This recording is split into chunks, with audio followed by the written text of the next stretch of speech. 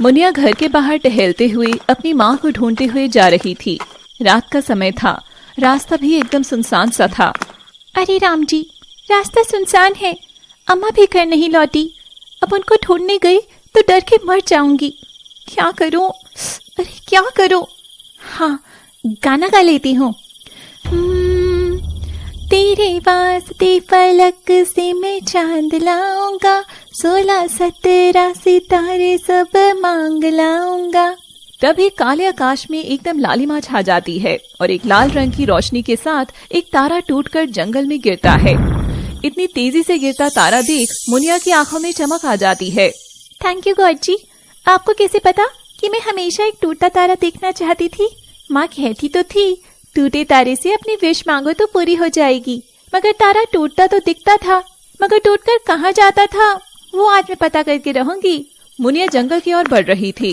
थोड़ी आगे वो चलती है तो उसे जमीन अजीब सी लगती है। अरे, इस तरफ की सारी मिट्टी इतनी लाल क्यों है? जैसे किसी ने खून की उल्टी कर दी हो या खूनी दस्त। छी छी छी, मुनिया रात में गंदी गंदी बात नहीं करते। अरे, वो तारा तो इसी ओर आया था, फिर वो कहाँ गया? तभी मुनिया को एक बहुत बड़ा गड्ढा दिखाई देता है जिसमें ढेर सारी लाल रोशनी बाहर झांक रही थी और मुनिया उसकी ओर बढ़ती है। मगर जैसे ही वह गड्ढे में झांकती है उसकी चीख निकलती है और वह बेहोश हो जाती है। कुछ देर बाद मुनिया की माँ काम करके घर लौट रही थी तो वह देखती है कि मुनिया घर के बाहर बेहोश पड़ी है और उसकी माँ रमा मुनिया को उठाने के लिए झुकती है तो देखती है उसकी गर्दन पर 2 नुकीले दांतों के निशान हैं। हे भगवान, सांप! मेरी बेटी को सांप काट गया क्या? रमा की चीख चिल्लम चिल्ली सुनकर आसपास के लोग वहां आ जाते हैं और मुनिया को बेहोश देखते हैं। देखो जी, मेरी मुनिया को कोई जहरीला सांप काट गया है, इतने बड़े निशान हैं उसकी गर्दन पर। तब एक बूढ़ी आकर देखती है। अरे रमा, चिंता काहे करे है? चिंता मत कर, ये निशान किसी सांप के ना है। अगर होता तो मुनिया का शरीर जहर से नीला पड़ रहा होता। इसे सबसे पहले उठाकर अंदर ले जाओ। और कुछ देर बाद जब मुनिया को होश आता है तो वह घबराकर माँ को गले लगाती है, मगर उसकी आवाज नहीं निकल रही थी। बेटी, तू कुछ बोलने की कोशिश तो कर रही है, मगर हम कुछ सुन नहीं पा रही। आखिर तुझे हुआ क्या है? और मुनिया ये सुनकर पसीना पसीना हो जाती है। मुझे तो लागे है हमारी छोरी ने वो लाल वाली रोशनी देख ली है। लाल रोशनी? अम्मा, कौन सी लाल रोशनी?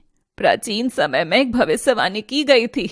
एक दिन इस जगह की तेज लाल रोशनी आसमान से उतरकर जमीन पर आएगी।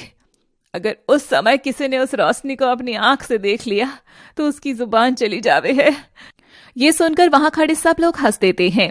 अरे अम्मा, मुनिया का इलाज ढूंढना है, कोई परियों की कहानी नहीं सुननी। तुम तो ऐसे बोल रही हो जैसे कोई लाल रोशनी से परी निकल कर आती है और राक्षस बनकर आवाज ले जाती है। हाँ, परियों की कहानी ना है बेटा, लाल परी की है।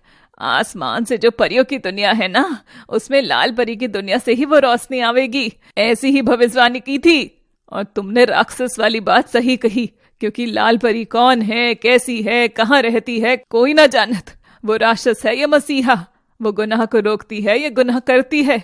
यहाँ तक कि कोई यह तक नहीं जानता कि लाल परी कोई मर्द है या औरत। हो सकता है आसमान से परी देश का कोई आदमी ही उतरा हो सकता है वो हमारे बीच में है। शायद तुम ही हो लाल परी। अम्मा, सठिया गई लगता है। चल मुनिया, हम तुमको अस्पताल ले जाते।